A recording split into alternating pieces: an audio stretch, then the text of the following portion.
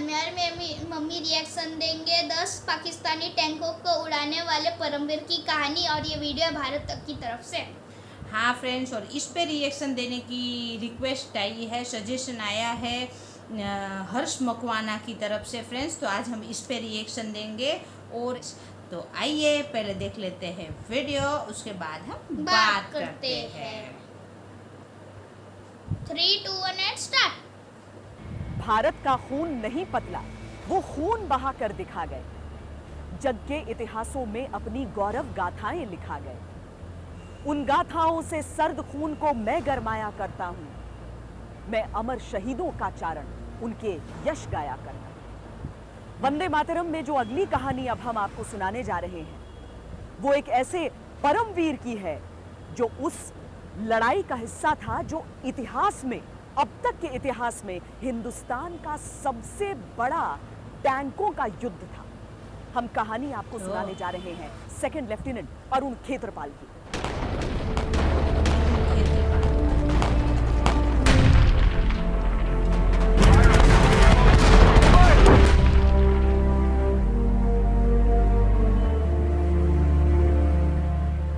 वो जन्म से ही वीर थे, पर दादा ने अंग्रेजों के खिलाफ लड़ाई लड़ी। दादा ने दूसरे विश्व युद्ध में पराक्रम दिखाया। पिता ब्रिगेडियर एमएल खेत्रपाल ने अपनी वीरता के लिए परम विशिष्ट सेवा मेडल जीता। इसलिए किसी को आश्चर्य नहीं हुआ जब अरुण ने नेशनल डिफेंस एकेडमी जाने की इच्छा जताई। तो डेस्टिन था कि जी फौज में तो बेटा जाएगा। और बचपन से मतलब जो हमने मतलब फौज की कहानियाँ सुनी, दादाजी हमको रात को मतलब सोने से पहले मतलब जो है वीरों की अच्छा, ये मतलब 14 अक्टूबर 1950 को पुणे में जन्मे अरुण हिमाचल के सानावार के एक प्राइवेट स्कूल में पढ़ा करते थे। बचपन से स्विमिंग और खेलों में अव्वल रहे। गजब का सैक्सोफोन बजाते थे। एनडीए की बैंड में भी शामिल थे। अरुण खेत्रपाल सेकंड लेफ्टिनेंट के तौर पर पूना हाउस में कमीशन हुए, यानी वो यूनिट जो टैंकों में महारत रखती है। किस्मत से अरुण उस यूनिट का हिस्सा बने जिसमें कभी उनके आदर्श परमवीर चक्र विजेता आर्देशीर तारापुर थे। ये रेजिमेंट में फर्स्ट टाइम आया और इनको हमने रेजिमेंट में शामिल करने के लिए खाने के लिए बुलाया अपने बहुत शानदार मेस के अंदर। वहाँ कर्नल तारापुर की एक पोर्ट्रेट लगी हुई है। उसको देख के बहुत प्रभावित हुआ और उसी के आसपास सारे विक्टोरिया क्रॉसेस की फोटोग्राफ है। तो उसने कहा कि अगर इतने बहादुर इंसान इस रेजिमेंट में रहे हैं तो मैं कौन सा कम हूँ। वाह, क्या बात। उसने सबके सामने सुनते हुए कहा कि जब अगली लड़ाई होगी परमवीर चक्र अरुण खेत्रपाल जीतेगा। उस टाइम कोई लड़ाई नहीं। जून 1971 में जब अरुण डिफेंस एकेडमी से पास हुए, तब तक भारत और पाकिस्तान के बीच युद्ध की आहट सुनाई देने लगी। युद्ध छिड़ने के साथ ही दिसंबर में पूना हॉर्स को रणभूमि में जाने के आदेश दे दिए गए। सेकंड लेफ्टिनेंट अरुण खेत्रपाल की वीरता को समझने के लिए उस युद्ध क्षेत्र को समझना भी जरूरी है। 1971 की जंग यूं तो ईस्ट पाकिस्तान यानी कि आज के बांग्लादेश में लड़ी जा रही थी, लेकिन पाकिस्तान पूरब में अपनी हार की कसर को पूरा करना चाहता था भारत के पश्चिमी सरहद पर आक्रमण करके। उसने पश्चिमी एयरबेस पर आक्रमण किया तो साथ ही जम्मू कश्मीर के लिए शातिराना चाल चलने लगा। आइए आपको वो इलाका दिखाते हैं जहां पूना हॉर्स की तैनाती की जा रही थी। भारत पाकिस्तान सरहद पर नक्शे के इस हिस्से को बल्ज कहते हैं। ये पाकिस्तान का एक ऐसा हिस्सा है जो भारतीय जमीन से घिरा हुआ है। पाकिस्तान हर युद्ध में यहाँ से घुसपैठ की कोशिश करता है। यहाँ तक कि आज भी आतंकवादी घुसपैठ के लिए इस इलाके पर नजर डालते हैं। बल्ज के लिए सबसे इम्पोर्टेंट इंडिया इसलिए था कि एक ऐसा हिस्सा है जिसके अगर आप घुस जाओ तो पाकिस्तान के सेंटर के हार्ट सेंटर में पहुंच सकते हो। इसलिए बल्ज पाकिस्तान की स्ट्रेटेजिक वल्नरेबिलिटी, उसके साथ जब अटैक करते हो, 65 में भी किया था, 71 में भी किया था, अगर हम नहीं रुकते तो पाकिस्तान के सेंटर पे पहुंच जाते। यहाँ से जो सड़क गुजरती है वो जम्मू कश्मीर को बाकी हिंदुस्तान से जोड़ती इकलौती सड़क है और ये इंटरनेशनल बॉर्डर के समानांतर गुजरती है। यहीं पठानकोट और जम्मू के बीच से पाकिस्तान की ओर बसंतर नदी बहती है। दुश्मन इस इलाके पर कब्जा करके पूरे जम्मू कश्मीर को बाकी हिंदुस्तान से काट सकता है। ये रेजिमेंट जो है पूना हॉर्स, इसने बसंतर के नदी को पार कर लिया और आगे एक जिसे कहते हैं ब्रिज हेड बना दिया। ब्रिज हेड एक इलाका है जहाँ पे आप जब कब्ज़ा कर लो एक ऑब्स्टिकल के बाद, नदी के बाद, तो उसमें फिर आपकी बाकी फ़ौजें आ सकती हैं और फिर एडवांस आपका दोबारा जारी हो सकता है। तो ये ब्रिज हेड बहुत ही ज़रूरी चीज़ होती है और दुश्मन ने ये फ़ैसला किया कि इस ब्रिज हेड को हर हालत तोड़ना है। तो पूना हॉर्स और हॉर्सन हॉर्स के ख़िलाफ़ इन्होंने एक पूरा आर्मर्ड ब्रिगेड जो है डाला। एक आर्मर्ड ब्रिगेड में तकरीबन 150 टैंकें होती हैं। भारतीय सेना ने दुश्मन की चाल को समझते हुए यहाँ अपने दस्तों की तैनाती शुरू कर दी। पर अरुण खेत्रपाल को युद्ध में जाने की इजाजत नहीं मिली। दरअसल उन्हें अभी सेना में मुश्किल से 6 महीने हुए थे। उनकी ट्रेनिंग भी पूरी नहीं थी। उन्हें यंग ऑफिसर्स कोर्स के लिए अहमदनगर जाने को कहा गया ताकि वो कमांड के लिए तैयार हो सके। भी टैंक रेजिमेंट में वो आया था, तो टैंकों के बारे में जानकारी करना, टैंकों के साथ कैसी लड़ाई करना, उसके लिए एक यंग ऑफिसर यानी जूनियर ऑफिसर्स का एक कोर्स होता है, उसको यंग ऑफिसर्स कोर्स कहते हैं और वो अहमदनगर में होता है। तो उस कोर्स के अंदर in junior young officers academy से जो आते हैं उनको पूरी टैंक की सिखलाई दी जाती है। अरुण खेत्रपाल का दिल टूट गया। वो किसी भी कीमत पर मोर्चे पे जाना चाहते थे, पर उनका कोई भी सीनियर चाहकर भी उनकी मदद नहीं कर सकता। आखिरी उम्मीद में वो अपने कमांडिंग अफसर हनुत सिंह के पास पहुंचे। When Arun was ushered into my office, I looked up. जब अरुण मेरे ऑफिस आया तो मैंने पूछा क्या हुआ, तो वो कुछ नहीं बोला। वो बस रो रहा था। वो खामोश खड़ा रहा। अरुण खेत्रपाल चाहते थे कि उनके नाम को इस कोर्स से हटा दिया जाए ताकि उन्हें युद्ध लड़ने को मिले। यूं तो सेना के नियम इसकी इजाजत नहीं देते हैं, लेकिन कुछ तो बात थी इस युवा अफसर में कि उनके कमांडिंग ऑफिसर इसके लिए तैयार हो गए।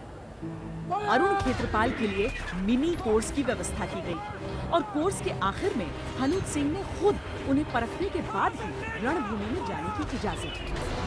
अरुण की खुशी का ठिकाना नहीं। बसंतर नदी पर ब्रिज से पाकिस्तानियों को हटाने के ऑपरेशन का जिम्मा कैप्टन मल्होत्रा, लेफ्टिनेंट अवतार अहलावत और सेकंड लेफ्टिनेंट अरुण खेत्रपाल को सौंपा गया।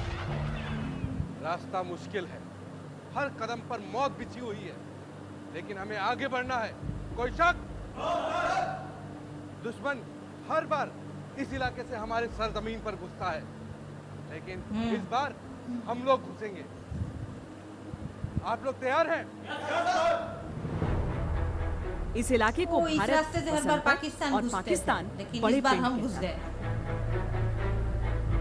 ये अजीब सा पिंड। इत्तेफाक था कि इस सेक्टर में जिन 2 दुश्मनों का सामना था वो कभी सेना के एक ही बॉम्बे कैवलरी का हिस्सा थे। बंटवारे के बाद ये रेजिमेंट भारतीय सेना में पूना हॉर्स और पाकिस्तानी सेना में लैंसर्स कहलाए। पाकिस्तान के टैंक तेजी से बसंतर नदी पर बने ब्रिज की ओर बढ़ रहे थे। उनकी फॉर्मेशन को देखकर उनके मिशन का अंदाजा साफ लगाया जा सकता था। पर आक्रमण का इंतजार करते हुए कमांडिंग अफसर को एक बुरी खबर मिली। कैप्टन मल्होत्रा की टैंक की बंदूक खराब हो गई थी और वो उसे ठीक करने के लिए पीछे हटना चाहते थे। I said no. There was a reason for this. मैंने इनकार कर दिया। ये युद्ध था। अगर एक टैंक पीछे हटता तो सबको लगता हम डर कर भाग रहे हैं। We misinterpreted. भाग रहे हैं। कमांडिंग ऑफिसर ने सभी टैंकों को संदेश जारी किया और कहा कि जो जहां खड़ा है वहीं से लड़ेगा, 1 इंच भी पीछे हटने की इजाजत नहीं। अरुण खेत्रपाल ने भी ये संदेश सुना। पाकिस्तान का हमला शुरू हो गया। ये अब तक की सबसे भीषण बमबारी है। लेफ्टिनेंट अवतार हिलावत घायल हो गए। कैप्टन मल्होत्रा की बंदूक पहले से ही खराब थी। सबकी कोशिशों से पाकिस्तान के 10 टैंक नष्ट हो चुके थे, लेकिन अब भी 4 टैंक बाकी थे। अब मोर्चे पर अकेले थे सेकंड लेफ्टिनेंट खेत्रपाल और उनकी ओर तेजी से बढ़ते हुए दुश्मन के विमान। जब 4 पाकिस्तानी टैंक और फिर खाली अरुण का एक टैंक बचा था, तो इस बीच में अरुण के टैंक में गोला लगा था और उस गोले से मतलब टैंक में आग लग गई थी। उनकी टैंक पर भी निशाना लगा और टैंक ने आग पकड़ ली। सेकंड लेफ्टिनेंट अरुण खेत्रपाल के ड्राइवर ने उनसे कहा कि क्यों ना पीछे जाकर आग बुझा लें और फिर मोर्चे पर लौटें, लेकिन अरुण खेत्रपाल ने इनकार कर दिया। वही गोला सामने मेरा पीछे नहीं कमांडर हटेंगे। लेफ्टिनेंट अरुण खेत्रपाल जी, जिनके दोनों पांव के बीच में लगा, दोनों पांव कट गई और वो चमड़ी से लिपट गए सीट के साथ। मैं बोला कि टैंक को पीछे ले ले इस जगह से, लेकिन सीओ साहब ने बोला कि आप ये लड़ते रहो जब तक आपकी गन और टैंक काम करता हो। तो उन्होंने बोला मैं यहाँ से हटूंगा नहीं और पाकिस्तान के साथ बुरी तरह सिमटा रहूँगा जब तक मेरी जान है। उनके साथियों ने भी उन्हें टैंक छोड़कर लौटा। वाह,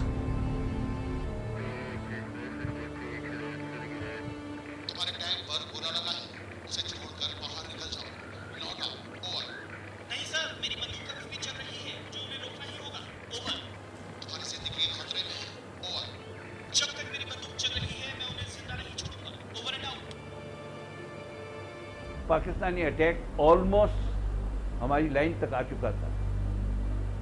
उस टाइम इन्होंने देखा कि अगर अभी हमने मुड़ के इनसे लड़ाई नहीं की तो ये हमारी लाइन को ब्रेक कर देंगे। उसी टाइम खेत्रपाल साहब ने आओ देखा न पाओ, अपनी टैंक को टर्न किया, अपने ट्रूप को सामने लगाया और फायरिंग शुरू कर दी।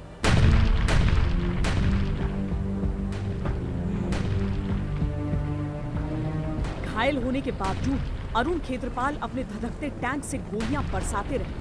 उन्होंने आगे बढ़ते 2 टैंकों को नष्ट कर दिया, पर तीसरा टैंक 100 मीटर के दायरे में आ चुका है। This tank belonged to the squadron commander Major Nisar. ये टैंक पाकिस्तानी कमांडर नासिर का था। वो अरुण के सामने टैंक ले आया और दोनों ने एक दूसरे पर हमला कर दिया। नासिर को अपना टैंक छोड़कर भागना पड़ा। वो और उसके साथी ने टैंक के नीचे छुपकर अपनी जान बचाई। And they evacuated. पाकिस्तानी अफसर ने अरुण खेत्रपाल पर सीधा निशाना साधा और गोली दागी। सेकंड लेफ्टिनेंट अरुण खेत्रपाल ने भी जवाबी गोली चलाई, पर अब तक वो और उनके ऑपरेटर बुरी तरह घायल हो चुके। लेकिन उन्होंने इतना तय कर दिया था कि अंतिम पाकिस्तानी टैंक भी आगे नहीं बढ़ पाया। जैसे उसकी टैंक हिट हुई, एकदम से उनके अटैक का हॉल्ट हो गई।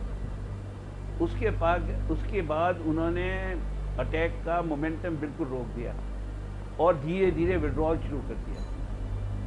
इनफैक्ट उसके रोकने के टाइम सबसे ज़्यादा टैंक उस टाइम हिट हुई उनकी, क्योंकि वो स्टैटिक हुए, हमारे गनर्स तो लगे हुए थे और वो धीरे धीरे जब विड्रॉ कर रहे थे उस टाइम हम इनको मार रहे थे। पाकिस्तान का हमला निरस्त होते ही ड्राइवर और गनर ने टैंक की आग बुझाई। फिर देखा तो ऑपरेटर की मृत्यु हो चुकी थी। तभी बुरी तरह से घायल अरुण खेत्रपाल ने उन्हें आवाज दी। The companions who had been hit, just then they assumed that they were. उनको लगा कि वो मर गए हैं। तभी अरुण बोला, He said, Prag Singh, हम जीवित हैं, हमें पानी पिलाओ। उनको लगा कि सर्दी में पानी शायद अरुण बर्दाश्त ना कर पाए। अरुण को जल्दी से चाय पिलाई, लेकिन तब तक वो शहीद हो चुके थे। Bitterly cold morning, and he may not be able to withstand it. Second lieutenant Arun Khetarpal वीर गति को प्राप्त हुए। उनके परिवार वालों को ये जानकारी मिलने में कुछ दिनों का वक्त लगा, लेकिन अभी तो उनकी जिंदगी का सबसे बड़ा रहस्य उनके सामने खुलने वाला था। अरुण खेत्रपाल के पिता ब्रिगेडियर एमएल खेत्रपाल भारतीय सेना के एक जांबाज अफसर थे। उनका जन्म आजादी से पहले सरगोधा में हुआ था, जो कि अब पाकिस्तान में है। 2001 में एक दफा उन्हें अपनी जन्मभूमि की बहुत याद आई और उन्होंने पाकिस्तान जाने का फैसला किया।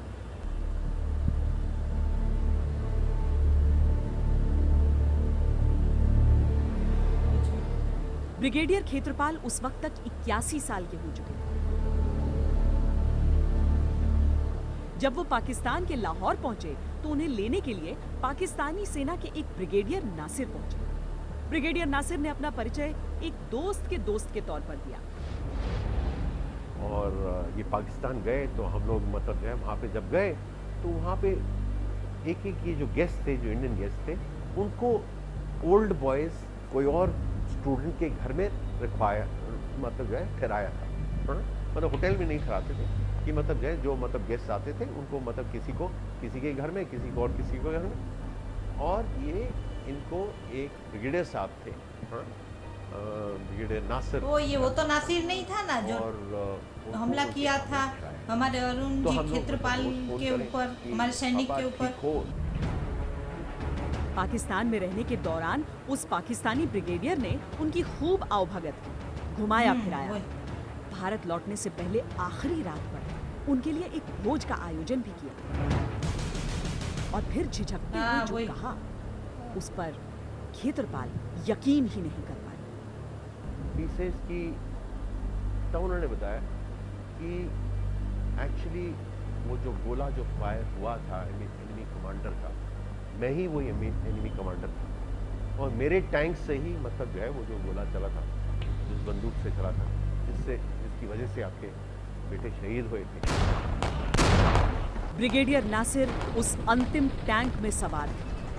वो वही थे जिसने अरुण खेत्रपाल पर बंदूक तानी थी। वो वही थे जिसने 21 साल के अरुण पर गोली चलाई थी।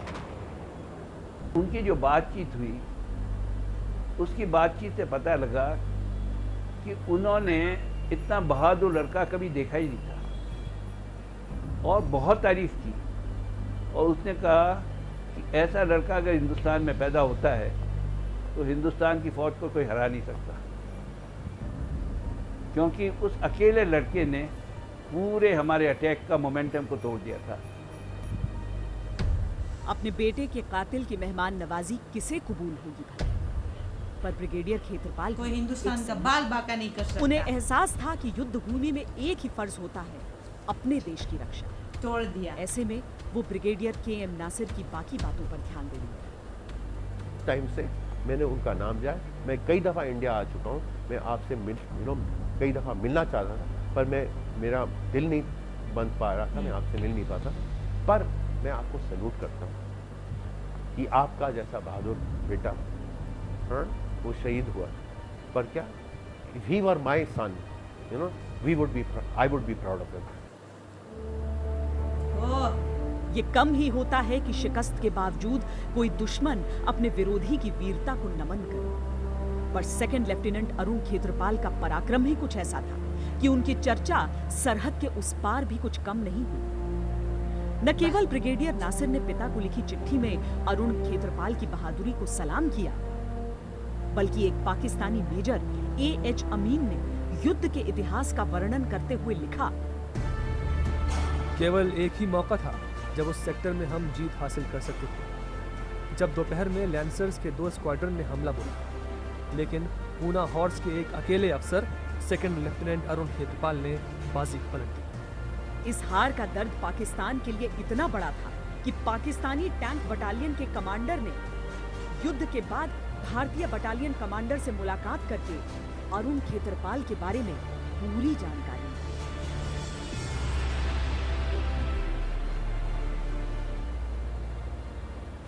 सेकंड लेफ्टिनेंट अरुण खेत्रपाल को मरणोपरांत उनकी वीरता के लिए परम वीर चक्र से सम्मानित किया गया। वीरता की न तो कोई सीमा होती है, न ही सरहद। अरुण खेत्रपाल की कहानी से यही समझ में आता है। आज के लिए इतना ही। वंदे मातरम।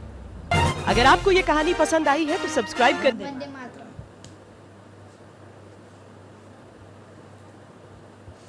हाँ फ्रेंड्स, तो ये कहानी थी हमारे परमवीर चक्र अरुण खेत्रपाल जी की।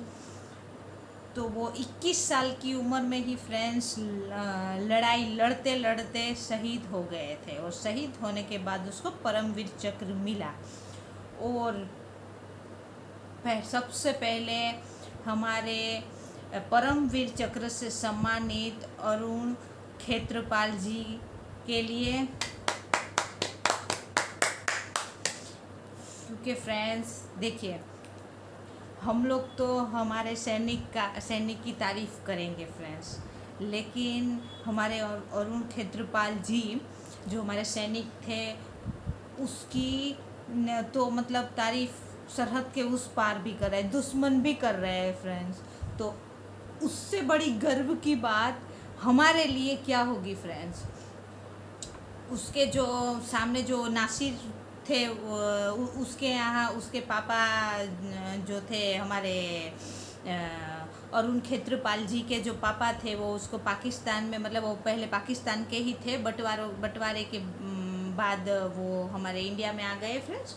तो उसको उसके गांव वगैरह की याद आ रही थी, वो उधर गए। तो उसको उसी के घर वो रुके जो ये जो नासिर जिसने गोला चलाया था हमारे अरुण खेत्रपाल जी के ऊपर फ्रेंड्स, हमारे सैनिक के ऊपर। तो उसने बहुत अच्छे से आवभगत की उसकी, बहुत मतलब अच्छे से रखा। और आए जिस दिन वो इंडिया लौटने वाले थे उसी रात उसने बोला कि आपके जो बेटे थे वो जिस गोले से शहीद हो गए वो मैंने ही मतलब चलाया था, हमारे टैंक से ही चला था फ्रेंड्स। आप सोचिए उस बाप पे क्या गुजरी होगी फ्रेंड्स। हमें ही देख के हमको ही कितना धक्का लगा फ्रेंड्स ऐसे। फिर भी देखिए हमारे सैनिक को देखिए फ्रेंड्स, उसने ये नहीं सोचा कि मेरा बेटा इसके कारण शहीद हुआ है। वो बोल रहे हैं कि देखो, सोच रहे हैं कि सैनिक उस टाइम वो ये भी नासिर भी सैनिक थे और मेरा बेटा भी सैनिक था। वो अपने देश के लिए लड़ रहे थे, मेरा जो बेटा था वो अपने देश के लिए लड़ रहे थे फ्रेंड। इसकी सोच देखो कितनी ऊंची है फ्रेंड्स। तो जिसने 21 साल का बेटा खोया अपना, और उसी आदमी ने गोला चलाया था, जो आदमी ने उसकी आवभगत कर रही कि लेकिन उसको भी ये सोच रहे कि वो अपने देश के लिए लड़ रहे थे और मेरा बेटा हमारे देश के लिए लड़ रहा था। वो कितनी ऊंची सोच है हमारे सैनिक की, हमारे फौजियों की कितनी ऊंची सोच है फ्रेंड्स। और एक और हमको बहुत अच्छा लगा कि उसने तो पहले ही बोल दिया था हमको तो लड़ाई में जाना है बोले, और तब कोई लड़ाई का मौका नहीं था, तब लड़ाई थी ही नहीं। और उसके बाद जब धीरे धीरे लड़ाई होने लगी, ये जो इंडो पाकिस्तान और ये इंडो बांग्लादेश जो हुआ, वो जो 1971 की जो लड़ाई, उस टाइम जब अरुण खेत्रपाल जी ने बोला कि मेरे को भी लड़ाई में जाना है, तब तो ये थी ही नहीं। और इसका जब मौका मिला तो उसको इसमें नहीं लिया गया, तो वो रोने लगे। बोलिए उसकी वीरता को, उसको देश के लिए कुछ करने के लिए उसकी इच्छा शक्ति देखिए फ्रेंड्स। वो रोने लगे लड़ाई में जाने के लिए। उसको तो पता है उधर तो फिर या तो जीत होती है या मौत होती है, या शहीद हो जाओ या जीत के आओ, दो ही तो होते हैं। फिर भी वो इस 21 साल के हमारे सैनिक का हौसला देखिए फ्रेंड्स, वो रोने लगे लड़ाई में जाने के लिए। और उसका हौसला देख के ये फैसला लिए गए, उसके सीनियर ये फैसला लिए गए उसको हम भेजेंगे लड़ाई में। और जब वो लड़ाई में गए तो मतलब पाकिस्तान को तो लोहे के चने चबवा दिए। शहीद ज़रूर हो गए फ्रेंड्स, लेकिन उसका जो मिशन था पूरा बर्बाद करके गए, हमको जीत दिला के गए फ्रेंड्स। तो ऐसे वीर को हमारा कोटि कोटि नमन। और बहुत अच्छा वीडियो था फ्रेंड्स। और ऐसे और भी वीडियो है तो हमको सजेस्ट करिए, हमको बहुत अच्छा लगता है फ्रेंड ये सब वीडियो। हमारे फौज, खास करके हमको फौजी के वीडियो बहुत पसंद है फ्रेंड्स। और ये वीडियो सजेस्ट करने के लिए हर्ष मकवाना को thank you so much friends. और हमको तो ये वीडियो ऑलवेज अच्छा लगता है, और ये वीडियो भी हमको बहुत अच्छे, ऐसे वीडियो हमको बहुत अच्छे लगते हैं फ्रेंड्स। और आपको भी हमारा रिएक्शन अच्छा लगा हो। हाँ, हमको तो, मेरे को तो ये समझ में ही नहीं आया हम क्या बोले, इनकी वीरता के आगे हमारे शब्द कम है फ्रेंड्स। तो आपको भी हमारा रिएक्शन अच्छा लगा हो तो लाइक करना, सब्सक्राइब जरूर करना। अगर आपको कोई कमेंट रिएक्शन दिलवाना है तो आप कमेंट्स कर सकते हो फ्रेंड्स। और अब मिलते हैं, ओरिजिनल वीडियो का लिंक हम डिस्क्रिप्शन में दे देंगे फ्रेंड्स। और हाँ, आगे भी परमवीर चक्र कैप्टन मनोज पांडे का वीडियो हम बनाए हैं, उसका भी लिंक हम डिस्क्रिप्शन में दे देंगे फ्रेंड्स। आप ज़रूर देखिए वीडियो, ये भी लंबा है वो भी लंबा है, पार्ट करके देख लीजिए फ्रेंड, लेकिन देखिए ज़रूर, क्योंकि हमारे वीरों की गाथा हमको बोलनी भी है, सबको बतानी भी है और देखनी भी है फ्रेंड्स। तो मिलते हैं नेक्स्ट रिएक्शन में। बाय बाय, जय हिंद, वंदे मातरम।